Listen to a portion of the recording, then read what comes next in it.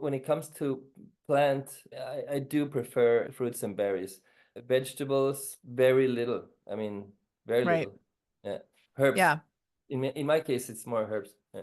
I saw a great video. I'll have to send it to you if I find it again. It was a woman, she's like, name a vegetable for me. And people are raising their hands. And she's like, nope, that's a fruit. Nope, those are Exactly. leaves. Nope, that's a flower. None of them Yeah. are, there's no such thing as a vegetable, was her argument.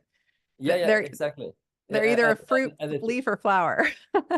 yeah, and the thing is that when I say that I eat fruit and not vegetables, people don't realize that, tomatoes, eggplant, zucchini, they're all fruits, avocado, and I Yep. see that those are all fruits. Ah, okay. Well then, okay. So what is that you don't eat? Well, spinach, broccoli, etc., etc. Yeah, me too. Same, same. I might have a little leafy greens here and there, but it's mostly for roughage. I'm not eating it for nutrients or for optimal nutrition by any means. I'm with you. I think we can agree completely on all of that. Well, before I let you go, I have one question for you. Since you mentioned that you ate paleo and then you ate keto and then you ate more animal based, I think that most folks are so hung up on the carnivore movement and they barely understand keto and many have never even dove into paleo. It's almost like old school, that people have Yeah, forgotten about it. yeah.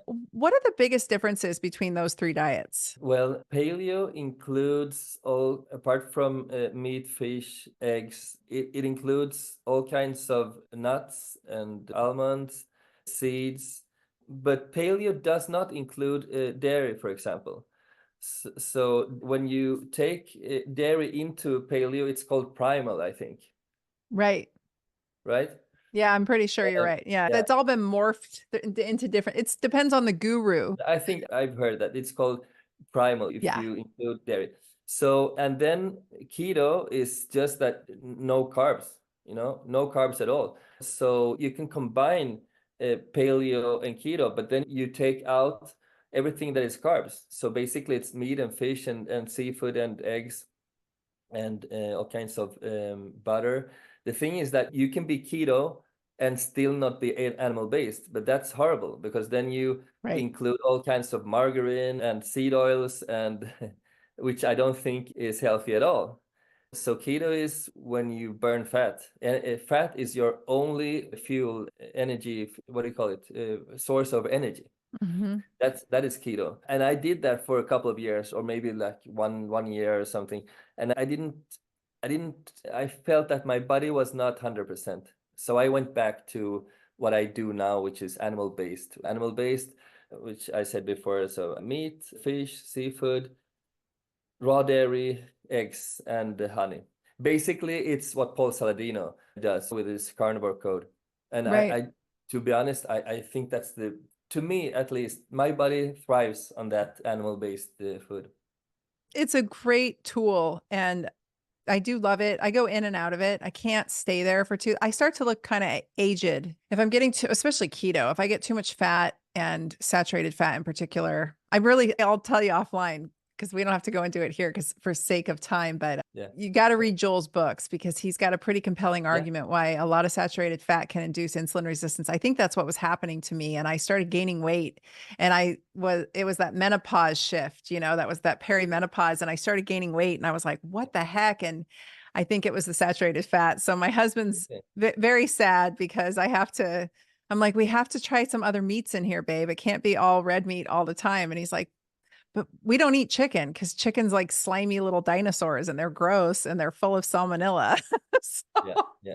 I'm sort of at an impasse. I'm trying to figure it out. And it's very hard to get chicken of good quality, at least Yes. but I suppose in the US as well. Oh, They're not raised in a nice way, and they grow way too fast. The chickens today they're not even 2 weeks when they're slaughtered. So we don't eat chicken either. no, it's disgusting. I drove past a giant semi truck the other day that was all chicken cages, and they were only about, gosh, 12 inches tall.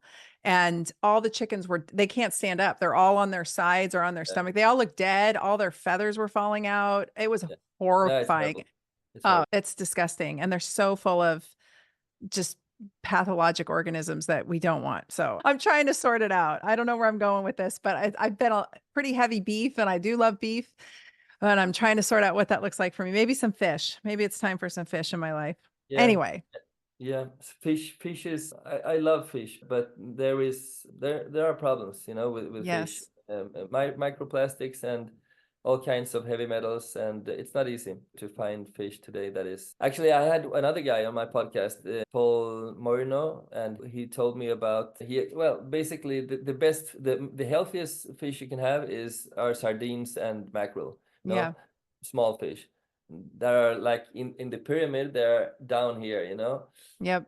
so the bigger the fish, the more toxins accumulate, and I mean it makes sense. So, but actually in Spain, it's really easy to get good fish that are healthy, good fish.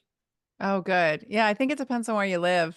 I'm on the West Coast here, so we've got all the Fukushima fish from that fallout and people, Really? Is it really? Do you have the radioactivity? Is that a problem? well, people don't think it is, but there's no way that much nuclear waste got dumped into our ocean for that long without our fish all being impacted.